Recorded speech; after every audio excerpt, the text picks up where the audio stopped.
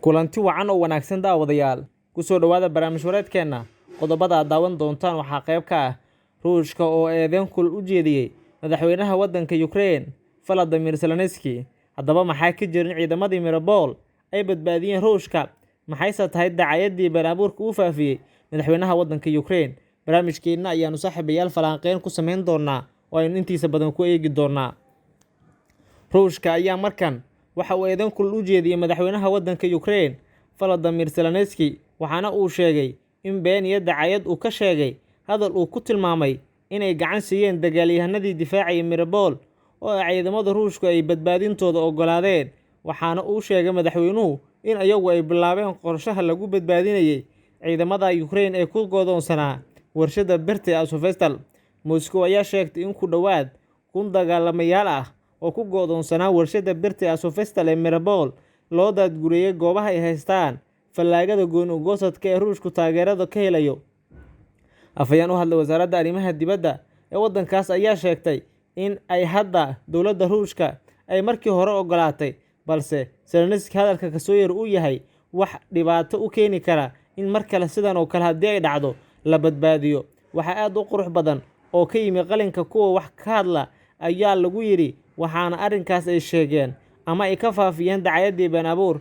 waxaanu ka tagay fikradda ah in aanu qoraan tixano cusub ah ama qoraal loo sameeyo dhacdooyinka oo ay warbaahinadu tabinayaan, taas oo ka dhigan in Ukraine ay badbaadisay ciidamadii Mariupol ayay sii raacisay iyada oo ku andacoonaysa in Ruushku uu ka dambeeyo qorshaha lagu daadgureeyay dagaalyahanada Ukraine ee ku go'doonsanaa warshada birta Azovstal.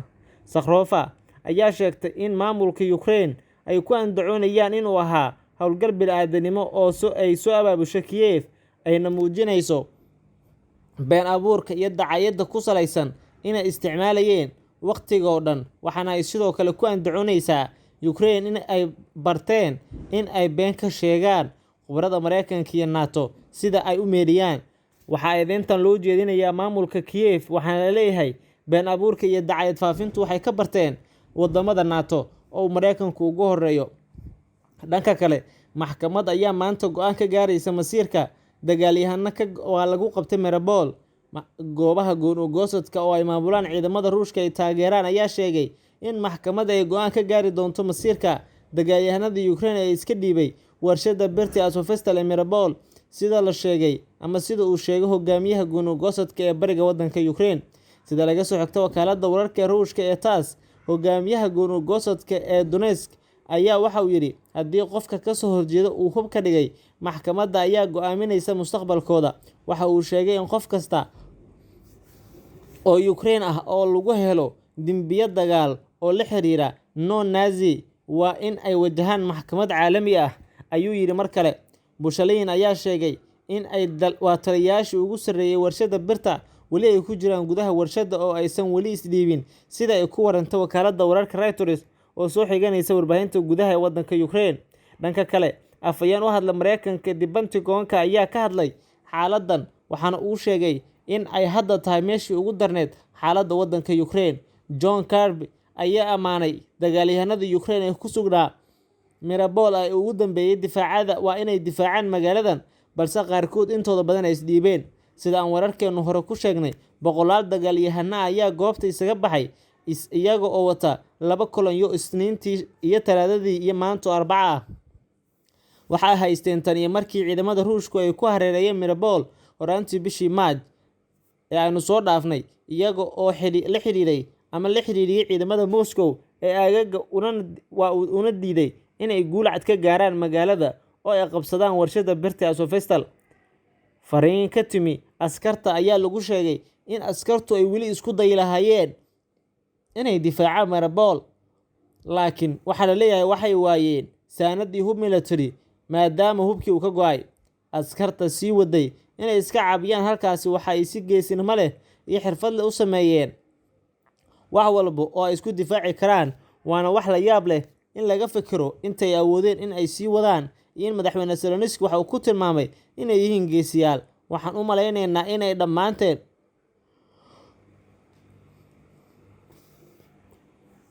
aan u ogolnahay inay yihiin geesiyaashii Ukraine, ayuu yiri John Kirby, afhayeenka Pentagon-ka ee Mareykanka. Askarta sii waday inay iska caabiyaan halkaasi ayaa si geesinimo leh oo xirfad leh u sameeyay, waana wax la yaab leh oo laga fekero intay awoodeen in ay sii wadaan oo ay difaacaan, ayuu yidhi mar kale.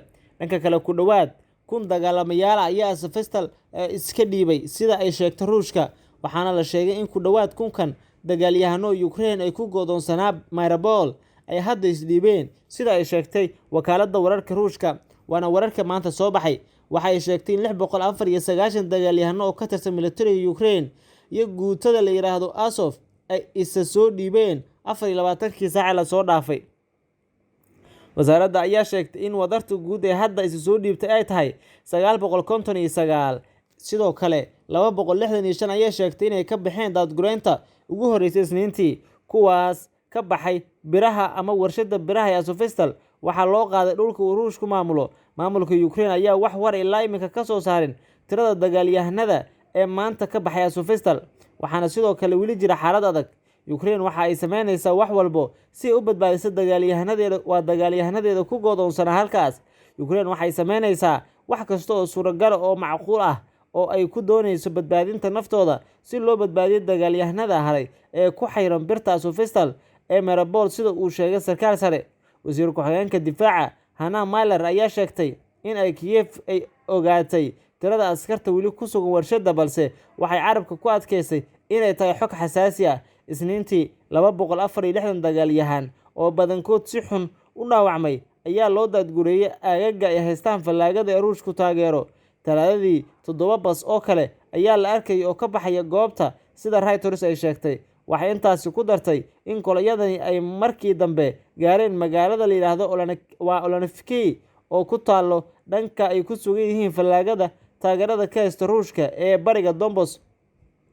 Dacwad oogayaasha Ruushka ayaa sheegay in su'aalo ay weydiin doonaan dhammaan askarta Ukraine, taasi oo qayb ka ah baaritaanka wax Moscow ay ku tilmaamtay dembiyada taliska Ukraine uu ka geystay rayidka Donbas.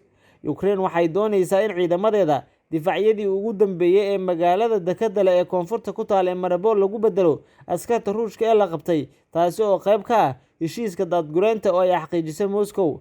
Boqolaal askari oo Ukrainian ah oo halkaasi ku sugan qaybo kala duwan oo ay ka mid ahaayeen kuwa ilaalada qaranka, guutada Azov, ilaalada xuduudaha, booliska, cutubiyada difaaca dhulalka iyo sidoo kale tiro rayid oo caruur yaryar iyo haween ay ku jireen ayaa markii ay kordheen duulimaadyada iyo weerarada ciidamada Ruushka waxay ku go'doonsanaayeen tan iyo bilowgii Maaj ee sanadkan halkaasi, waxaana la soo warinayaa in xaaladdu ay ku adkaatay. Horaantii bishan ee daraasiin rayid ah ayaa laga daadgureeyay Mariupol, waxaana la geeyay dhulka ay Ruushku maamulaan iyo sidoo kale Ukraine goobaha ay maamulaan. Kulan kooban oo Talaadadii lagu qabtay Kiev, Mrs Maliar ayaa waxay sheegtay in kaliya waan ognahay bay tiri lambarkan markii la weydiiyay tirada dagaalyahanada Ukraine ee weli ku sugan goobta Azovstal. Dhismaha 4 mayl oo laba jibaaran ayay u fidsan tahay warshadda, waxaana halkaasi ku jira dadkii ugu badnaa oo halkaasi ku go'doonsan, ayaa la yidhi. Qaar ka mid ah saraakiisha iyo xubnaha kale ayaa waxa ay labaduba sheegeen in ay qirteen in xaaladdu ay adag tahay una baahan tahay in la badbaadiyo askarta naftooda halista ay ku jirto ee ku go'doonsan warshadda birta Azovstal. Guud ahaan saaxiibayaal, halkaas aynu kusoo gabagabeynayaa barnaamij wareedkeena tan iyo qaybta kale intaanu ku kulmi doono. Nabadgelyo.